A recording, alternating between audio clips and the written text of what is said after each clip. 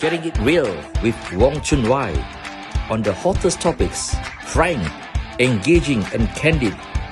Don't forget to like, share and subscribe.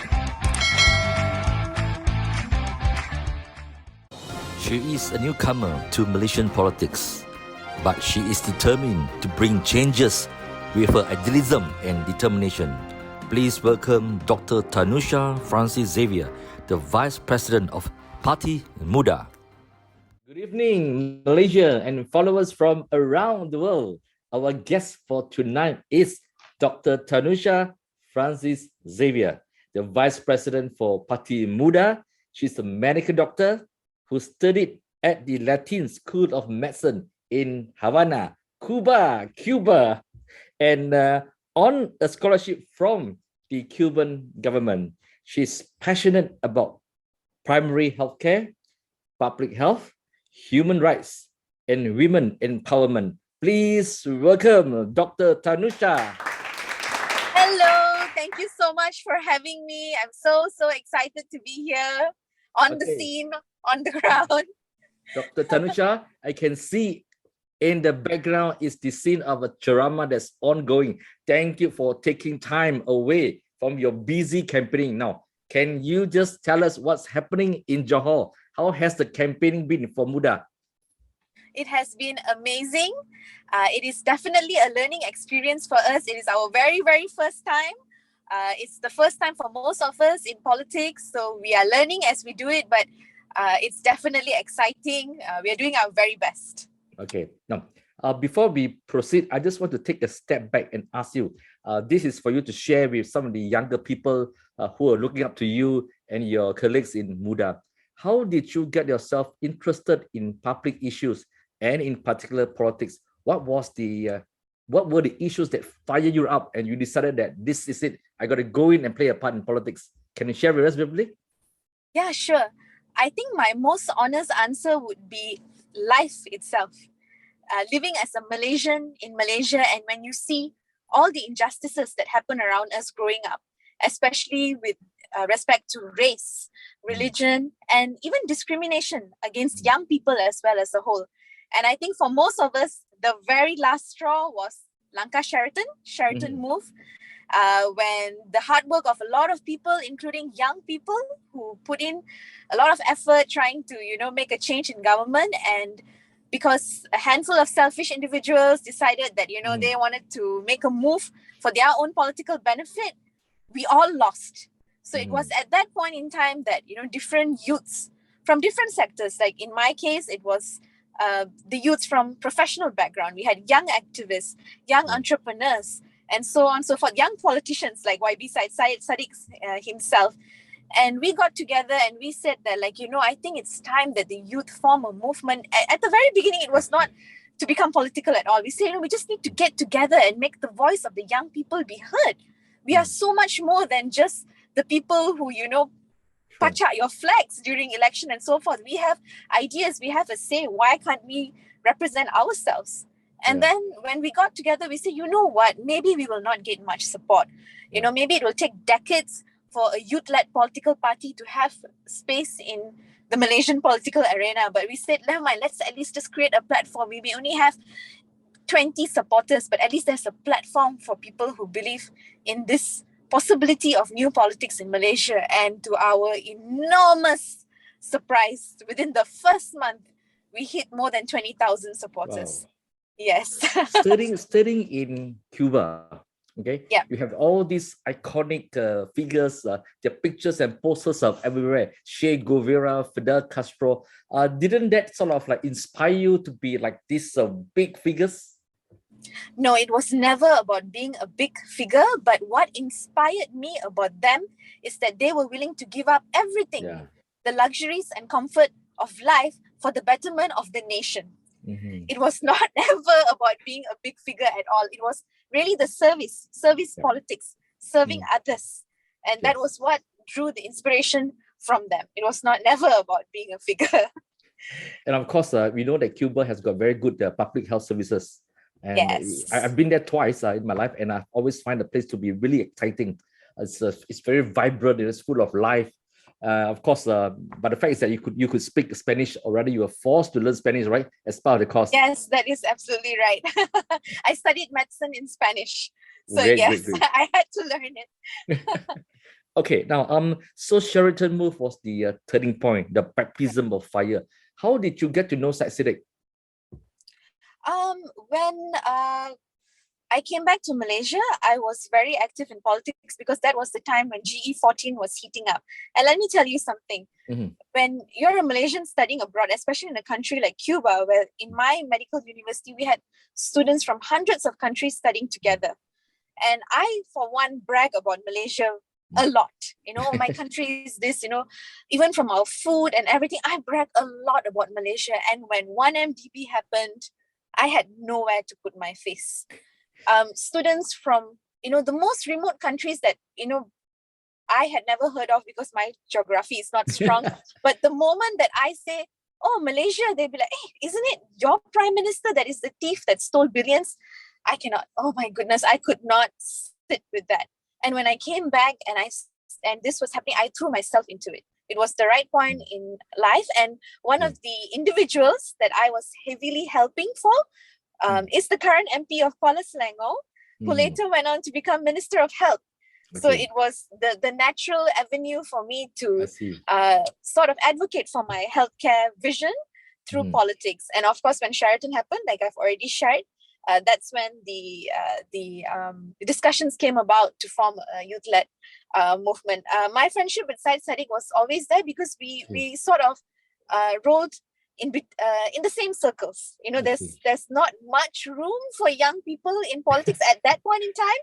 Now it's different. Now it's the trend. Everyone wants to empower young people. But at that point in time, it was very few individuals who were willing to listen to what young people said. So it was inevitable that, we were put in the same circle.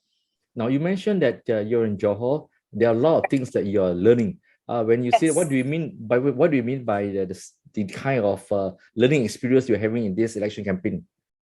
Okay, a lot. Let me start first with the nomination of candidates, right? There's a lot of paperwork involved that no one talks about, a lot. And we had to learn about it from scratch, figuring out on our own. It was the first time process for everybody. Oh, this needs the stamp of the Commissioner of Oaths. Or this payment for the SPR needs to be made at this place, so on and so forth. And trying just to navigate just the paperwork of it to start with. It's a learning experience. And then, of course, meeting and talking to people and navigating our way through the ground. How do we best strategize ourselves? None of us have been campaign managers. We've all been actively involved in politics and have tried to contribute as much as we can. But this time it's different. You're the boss of everything, so you're in charge of everything. There's no one holding your hand. And we're learning as we go and, okay, how best can we do it? And this is a brand new political party. So while we are trying to also introduce our candidates, we're also introducing our party as well. And the last time something like this was done was decades ago. So that is something that we're also trying to do. How best, should we introduce our party? How best should we introduce our candidate or what we stand for? And how do we relate to the people whom we are trying to convey the messaging to? So those are the things that we're learning as we go. MUDA is a new party. It is barely how many months old? I think 2.5, 3, barely. Yes. Yeah. And of course, the Syed Siddiq is iconic. People know his face. But when it comes to relating to the older voters who may not be following Syed Siddiq on Instagram, he has creatively introduced all the 7 candidates on IG and social media. And of course, younger people will be able to see the faces and hear the voices of these candidates. But when it comes to the older folks in these 7 areas, how do you guys handle it? Okay, so in terms, actually, it's a myth that MUDA doesn't have support among the older base. As a matter of fact, 30-something% of our membership are individuals above the age of 40. Okay. And and the reason for this is that when we meet our members of the older generation, there's always one thing that they always say is that I support you because I believe it is your turn, and I want you to do something different for my children and grandchildren over here. So actually, our most passionate, hardcore members and supporters, which is very visible now with elections. The people who are there first thing in the morning and say, don't worry, uncle will help you. Oh, you have headache? Auntie, go and buy Panadol for you. Our so the sort of like the concept that like, oh, it's just young people working together is absolutely untrue. We would be nothing without the support of the older generation. But I do agree with you that given that most of the messaging is not out of preference, we are forced to because of the regulations with COVID. The old style campaigning and ceramah of going on the ground. As a matter of fact, the SOP regulations only allow you to have the ceramah at your office. So you can no longer go to the kampong and sit with the people and convey messaging. So yes, that has been tricky. So we are trying, door-to-door campaigning is allowed. We can put in flyers at home. So this is a learning process for all parties, regardless of how old or new you are. How can we reach the rural areas? And here we come back to the national issue of internet coverage. When are we ever going to address this issue and stop denying people who don't have access to it access to simple information like who your candidates are? So that's what we're just doing our best, essentially. Of course, this election in Johor is almost unprecedented. There's got the largest number of candidates, largest number of parties contesting. It's really a crowded field. So how does MUDA navigate through this crowded terrain in Johor? Firstly, we believe that our messaging is unique. If you look at the lineup of candidates or our leadership, it's all new people, fresh faces, with the exception of YB, who's maybe not so fresh, but still very fresh in comparison to others. So that brings an automatic element of excitement. People know that these are the new people who are perhaps fed up of, the way things have been done in politics and want something new, or who want to give a new party a try, who want to give young people a chance to lead. We know that we do not come in with decades of experience, or people who like, there was a forum that I was a part of recently that had a BN, Barisan National Representative, and he said that, this is not the time for experiments or for new youth-led parties. It is the time for stability. It's time for parties like Barisan National. And I said, what stability? What is the point of stability if when the people need you most, you are not there? Stability doesn't mean having the same face forever. It's having people that you can count on. So it's what we are trying to do is to put across our messaging and believing in where we are different, believing in service-based politics, in fresh politics. And we are trying to convey that to the people, and we hope that they would give us the chance to prove ourselves. One of Malaysia's biggest complaint is that we are tired of the same narrative. We are sick and tired of a narrative like race and religion. And then you have a lot of these old personalities who do not know that their time is up and that the lights are out. Please leave the stage. No? They still do not want to leave the stage. When I've interviewed some of them, and they say that when I asked them, do you have a succession plan? Do you have any fresh faces that's going to take over your place? So many of them shy away from committing themselves to say, I'm stepping down. All of them say that, we have this line up, we're training them. Well, I mean, I don't know how long they're going to train them. In my experiences, there are actually division leaders whom when I joined the media as a young school leaver, as a journalist, and now I'm 60, they are still division leaders. So I'm like, okay, now with young people, of course, there's idealism, passion, new ideas, freshness. Okay, now, but what do you tell people? What does MUDA stands for? Okay, so the first thing that we tell them is that we want to bring a new brand of politics, service-based politics.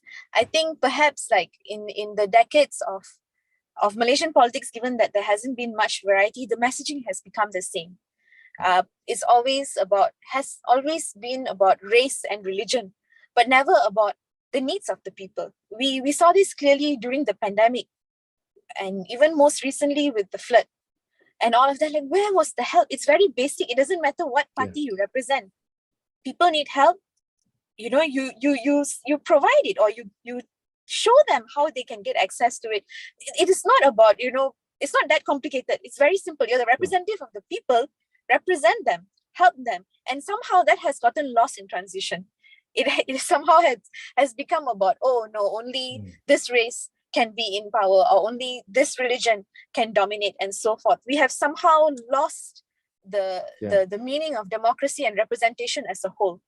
So even, for example, right now I'm in Machap, which is actually quite a strong Malay majority area, but our candidate is a young Indian guy, a young Indian lawyer. And whereas in Putri Wangsa, which is actually more of a Chinese community area, but our candidate is a young Malay female. So even in terms of deciding which candidate is best, we don't look at it as like, oh, this is an Indian area, it has to be Indian, or this is a Chinese. No, it's like, who can serve the community best, who is from the area, who knows the area best, and who can deliver best for the area. Even in the way we approach that, we are not pandering at all to the race and religion narrative that has been brought by people. We are sticking to our principle of bringing a new politics, needs-based politics, and we hope that it would resonate with people. It will take time. This is not an overnight change, but this is test one. So let's see how it goes. I think that the Johor is a good testing ground for MUDA, because the one is that it's a very urban state. The seats are actually very racially mixed. We hate to talk about race, but in Johor, while it is seen as a predominantly Malay, but it's only around 50%. So it's quite well racially mixed. The result is that you can see until now, at least until now, the use of race and religion is absent from the campaign, which is really good, and it is really speaks very well for the state, the campaign, and hopefully for the rest of Malaysia. Now, we have so many parties. Okay, I want to go back to this issue again. People are spoiled for choices. Okay, so do you face questions like why MUDA, why not Pejuang, or why not PKR, why not Warisan? Do you have the questions coming from the ground as you go along? No, not at all, actually. Okay. Now that you bring it up, not at all. It's always the moment they see us, some people are outrightly supportive, like, oh, don't worry, I've made up my mind, MUDA. Some, they say, oh, MUDA, yes, my son is a fan of yours. Oh, okay, some sit down immediately with the candidate and have a half an hour conversation. They want to know, what are you going to do for my area? I see. They want to know, what exactly, are you aware of this problem? What are you going to do about it? And they demand answers, rightfully so.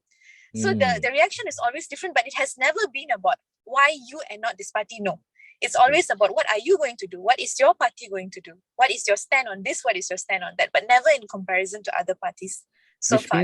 Which means that we have a very well-informed electorate in Johor. Yes. And they will have some idea of who they want.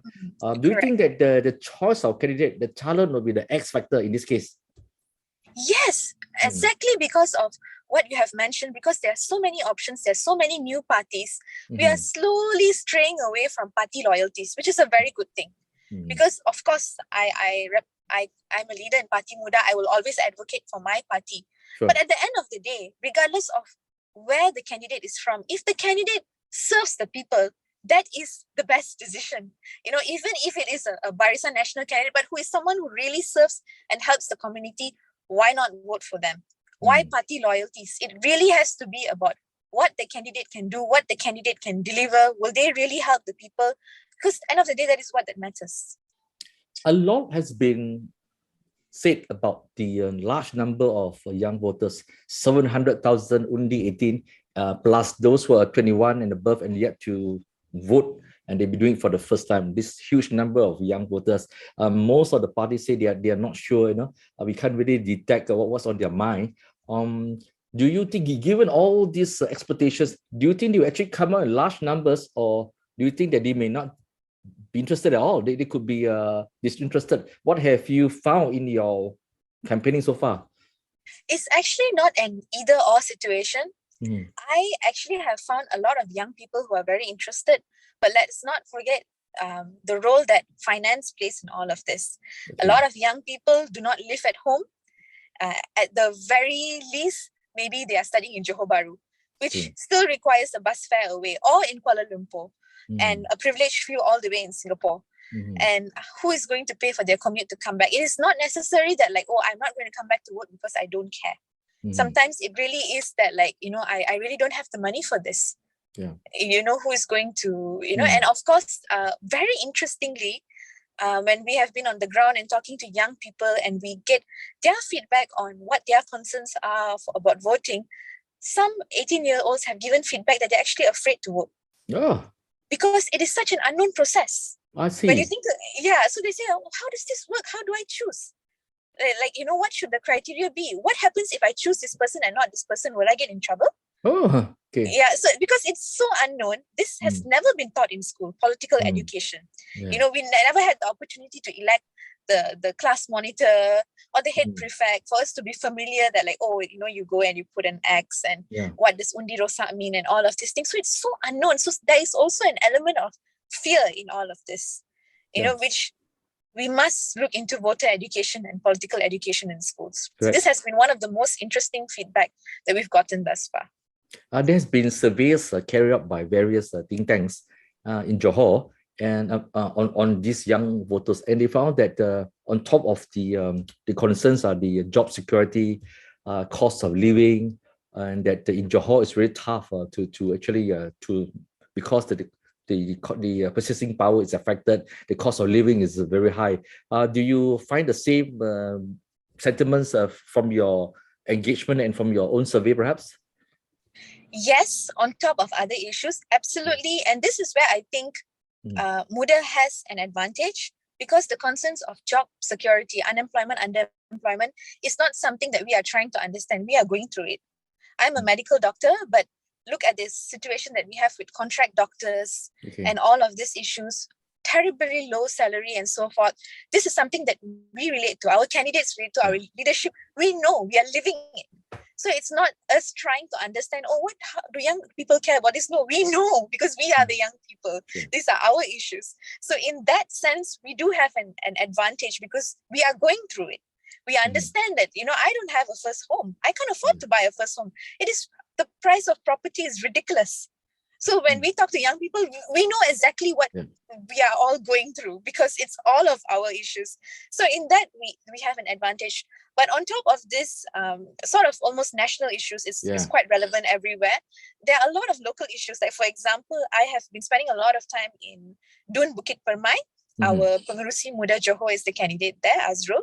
And one of the frequent feedback we get from the community is garbage collection. An issue with garbage collection. So can you do something about that, please? And they take us around and say, look here, this piles up in this corner. And regardless of which area we go to, very interestingly, garbage collection is a problem. So it's really a mix of national issues and very specific community issues. How has the reaction has been among party members this decision to compete with PKR in Larking? What kind of impact has it been? Mixed reactions, because naturally, given that we're a new party, we do have a lot of PKR supporters as well in the party whom feel that, maybe we should not be clashing with our allies. But then on the other hand, there are some who feel that, this is a democratic process, it's a Bersatu seat, and, it's everyone should have an option to it. We did try negotiating, it did not work out. So then now, we leave it to the hands of the people. So to be very honest, yes, there has been mixed reactions. But, the best way that we handled it is by having discussions with our grassroots and, explaining, okay, this is the reason why we think this is the best move. And now we are all working together here in Johor and moving forward. Great. Now, do you think that the target voters turnout by this election commission, they are hoping to achieve 70%? I don't think it would happen. Okay. Now, would any form of low turnout affect the parties? I think any form of low voter turnout would really hurt the opposition. And I personally believe the timing of this election being so soon after the Chinese New Year holidays, when a lot of the opposition voters have used up their leave, and especially those who chose to return from Singapore, they cannot come back again so soon to vote. A lot of factors. For me personally, I don't think the timing was coincidental. I think it is all a strategy to try to make sure the voter turnout is as low as possible. It will definitely be us, the opposition, that would be hurt by this because it is our voter base, which is why every single vote counts. I really understand the economic constraints that a lot of us are going through, but I cannot emphasize enough how much this vote means, because it's going to be a domino effect.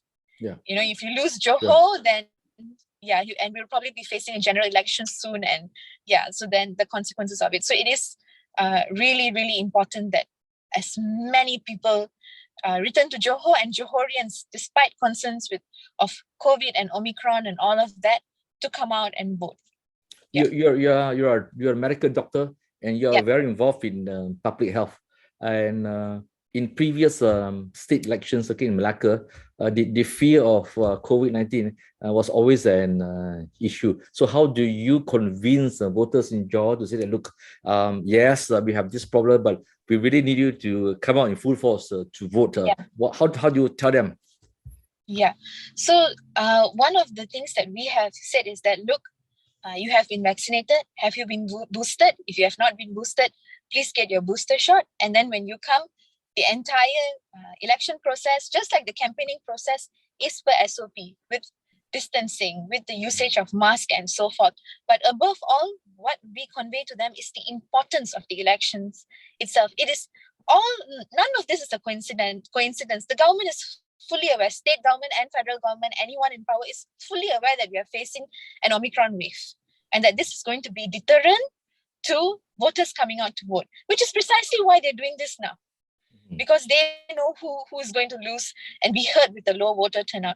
So that is where we convey and we say, like, look, we understand your concerns, but it is really, really important that you come out to vote. We cannot let them win this way. So, and that is how we have been conveying the message. Because MUDA is only contesting 7 seats out of the 56 seats, is there a requirement, or you're planning or not planning to have a manifesto? Okay, we have a party manifesto. So our strategy is that, okay, let me share. Like, when we did the research from Malacca, it turns out that less than 1% of the people in Malacca actually read the manifesto. So when we say less than 1%, it was 0 point something. We say, okay, we need a strategy. Having a manifesto is extremely important. We need to convey what we stand for as a party, what is our vision for Johor, and so forth. So what our plan is that, let's do this creatively with smart messaging instead of, sending a long PDF document. Let's instead perhaps do infographics or do videos. Even tonight, our Chalon here in Machap spoke about his manifesto for this area. Given that he's a young lawyer, one of his proposals, which got a loud, resounding applause, is that he wants to set up a free legal consulting service here in Machap for Machap residents to come forth, for whatever legal issues that they have and they don't have the money to take it to court, that he wants to set up a free legal consultancy service here. So things like that, ideas like that we've been doing, and we want to slowly release it. You're going to see a lot of this in this coming week because it's days closer to elections. And we are hoping that this communication strategy will be able to reach a lot more voters, because the Malacca one did not. The thing with manifesto is that most voters do not read it in full, and worse, all these beautifully crafted promises by politicians are sometimes not even fulfilled. Okay, or later they say that it cannot be done. Yes, so that's what we, to be very frank, a lot of people ask us for our manifesto. We can easily hire, a policy consulting body and have something released tomorrow morning, but we really take this seriously. We want to make sure what we say, we deliver, and that our message also reaches the target audience. So let's see. So anyway, you're going to see a lot of this in the coming days from candidates and from the party as well. With the election about a week from now, okay, and in a few days from now, it will enter into the final lap. And in Malaysian politics, it's obviously the last 48 hours, the last 24 hours are very crucial. Any mistakes made cannot be rectified. I can see that quite a number of opposition parties have committed some blunders through their rhetoric over what they call it. It got very, some of them used tone which was too strong, which made people angry. Now, MUDA is a very new party, of course. Okay, now as you move through the coming weeks, what will be the tempo of MUDA in the campaign? I think it would really depend on the candidate's personality. Okay. To be honest, we as a party, we do not control our candidates or set tones and say things that like, you can only do this, you only cannot do that. Of course, we have our general rules, no money politics or dirty politics or any of this nonsense. But at the end of the day, each candidate and team has full flexibility to your style. We have candidates who are very outspoken, who are very energetic, who go gung-ho, who, like when I am in Bukit Permai, if we have any interference from, legal enforcement or anything, I'm the first person to make a scene. But the candidate is a very calm and diplomatic person. So his style in press conference and all of that is always very negotiating. He's the calm, leader. So we as a team, we follow the tempo. So it's really up to the candidates. But at the end of the day, of course, the last 48 hours, we are all going to go gung-ho, the entire party, and our members, we're going to give it, go all out and give it our best.